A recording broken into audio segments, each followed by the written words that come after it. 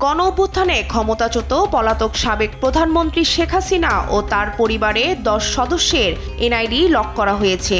এতে তাদের এনআইডি নিয়ে আর কোনো সেবা মিলবে না। গেল 16 ফেব্রুয়ারি এনআইডি শাখার মহাপরিচালক ASM হুমায়ুন কবির স্বাক্ষরিত নির্দেশনায় এবং মৌখিক নির্দেশে 10 জনের এনআইডি লক করা হয়।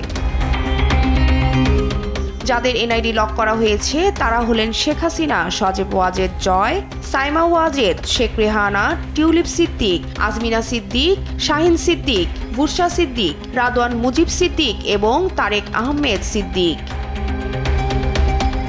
সাধারণত দেশে 22 ধরনের সেবা পেতে লাগে জাতীয় পরিচয়পত্র। আসুন জেনে নেওয়া যাক এনআইডি লক করা হলে কি কি অধিকার হারায় একজন নাগরিক। এনআইডি লক হলে কখনোই নাগরিকত্ব হারায় না। কারো এনআইডি লক হলেও ভোটার তালিকায় তার নাম থাকে। তবে এনআইডি সম্পর্কিত সরকারি বেসরকারি সব সেবা থেকে বঞ্চিত হয় ওই ব্যক্তি।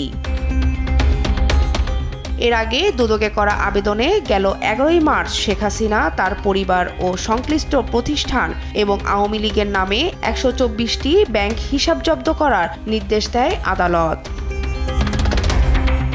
শিউলি রায়, নিউজ ডেস্ক, দেশ টিভি।